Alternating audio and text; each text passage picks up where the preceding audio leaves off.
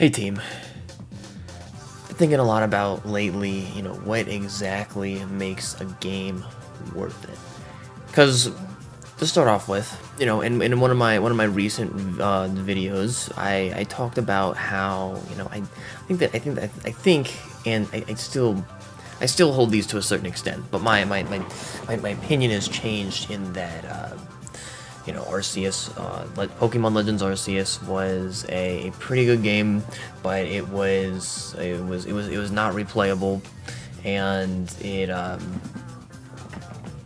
once you were done with it, there was nothing more to do, and I still think this is true in a way, but after talking with some people about it, after digging into the feelings. I went back and I truly finished it. And when I originally left the game, I was not completed with the Pokédex, but had completed the main story. And so I would say about like 75% of the way done, 85% of the way done, pretty close, but not totally complete. And what I discovered after this was, it was a great experience. It was a great and full game, and now my Pokédex is totally done.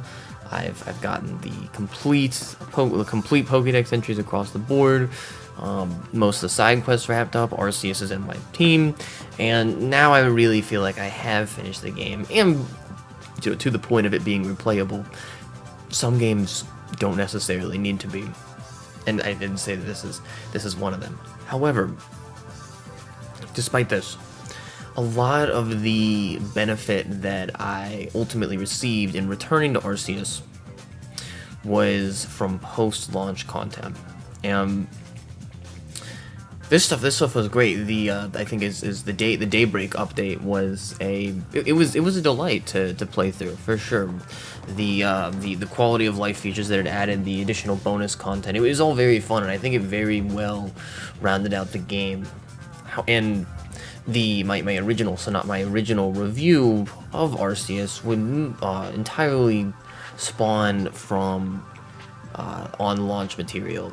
I played the game on day of, and I ran to about the end of the story, and I said, okay, I'm about done now. And that is that. And this is in terms of an actual timeline, this is 5 or so months after the game came out that I'm returning to it to really wrap everything up. And it's great. I would say that everything that I had a problem with was rectified in some way by the post-launch content. But in a way, I think, and ultimately what I want to talk about today, is the problem that in itself poses. And because that was not on release day, and so what I now consider like that's totally worth the $60, however much I paid for it on release day, but it was not on the day of, and that kind of sucks a little bit. And I don't know a ton about the game design process and how like content is sent out, but the things I do know is that it used to not be that way when when there was no ability to patch things after they came out. And I do know that it doesn't feel good, which I think is it's kind of an unfortunate slap in the face for people making these games. But I do think that it is relevant. Obviously, for any product, it is relevant input for how the product makes you feel. And I think that specifically, I think that Nintendo has been having this problem lately, and I don't think that makes the I don't think that makes the practice predatory or like greedy or skeezy in any way, where it's like, okay, this is where we finished it, this is where we cut it, and we'll do it either paid or unpaid post-launch content later, which I think there's a big deal between, which I will definitely touch on, but it doesn't feel good. And obviously, and you know, like this, every route down here, it's like, oh, like use your wallet to make your voice heard. And yeah, like I do plan on doing so. I just think it's a very unfortunate trend. I was personally very excited for Mario Strikers Battle League on the Switch to come out, and day one reviews, there was a you know, it was a surprising lack of single player content, which that had been a real highlight for me in the previous title on the Wii, Mario Strikers Charged, which is the main reason I was looking forward to this Switch one. And already before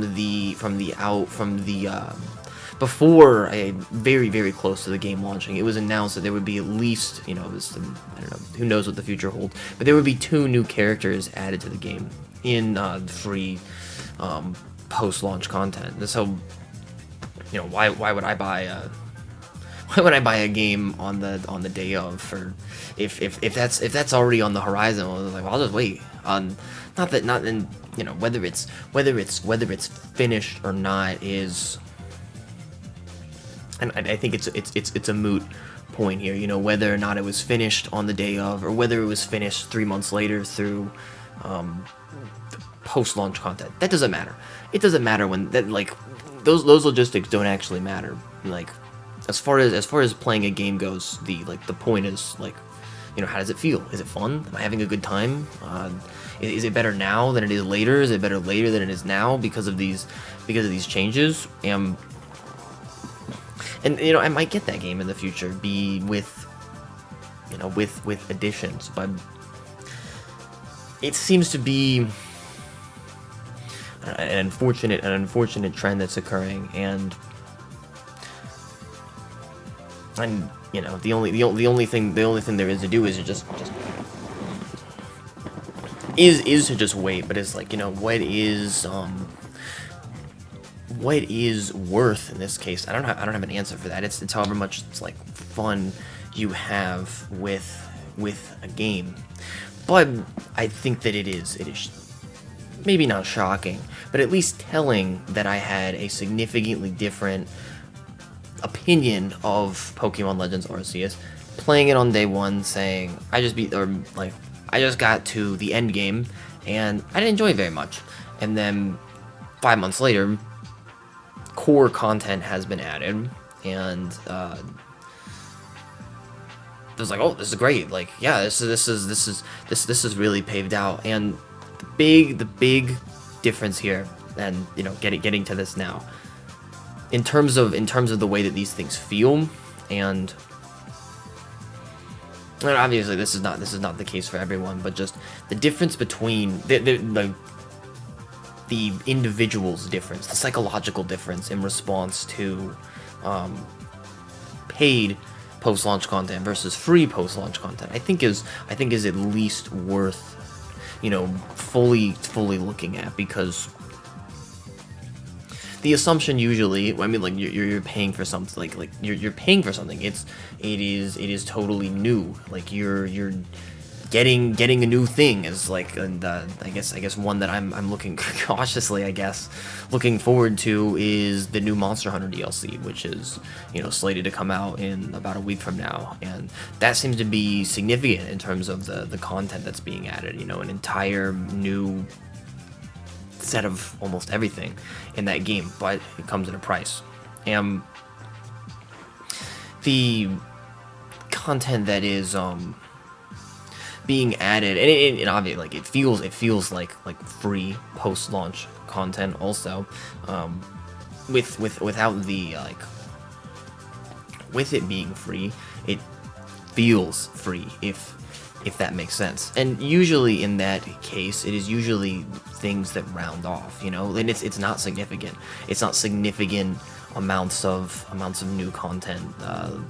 Like in the case of Mario Strikers, new characters. New characters is that's not substantial. It's in a like a sports party type game like that. That's it's different, but it's not dynamic. And and that's fair because it's not being paid for. And that was the same case with Mario Golf Super Rush as well. New characters, new stages. This is more of the same. These are additions and added complexity in something that is already part of the game. I think that honestly the best one can be said in that case, like of Pokemon, because that was new adventure even, but it was not part of the original package that I paid for. And I think there is, you know, the negative response there should not be clowned upon by any means, because, you know, it's like I paid for this, and like and rooted at the end of the day is like, I bought this, I wanted it to be good.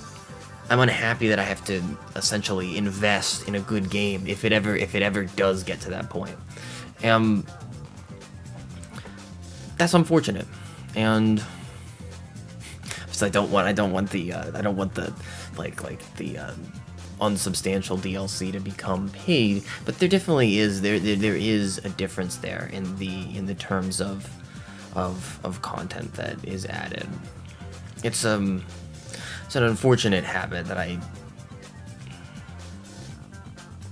and again, I don't think that the reason is the reason is not of concern here. You know, whether the game is finished or not, like, it's a game, and I think that's the, like, at the root core the issue here. Games are played, and there's a lot of feeling that goes into that.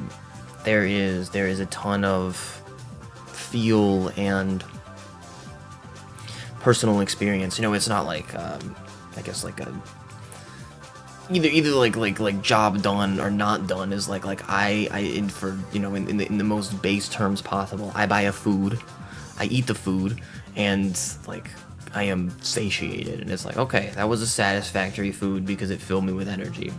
And, you know, but then the experience cap there goes to the roof, where it was like, well, that didn't taste like a $5 hot dog, that tasted like a $1 hot dog. And well, of course, game devs are they're generally hardworking, and, you know, these things are wrapped up in like these production windows, and there's so many moving pieces here, but just as much can be said for the actual experience. And well, I don't think I could say like if this is a bad thing either way, but the one thing that I would actually call for here, and I guess, you know, like the point here is that I guess I just like for the dialogue to exist. You know, this sort of dialogue where it's like, well, that doesn't feel good, and the only way to open that dialogue really is just like, well, I'm not gonna buy it, and like I'm gonna go tell all my friends not to buy it, and they're gonna go tell all their friends not to buy it. The only thing that I would like actually seek out in this is more complex dialogue between, I don't know, I guess companies just in general, and the people who are consuming the game, because it is a very complex experience. It's much,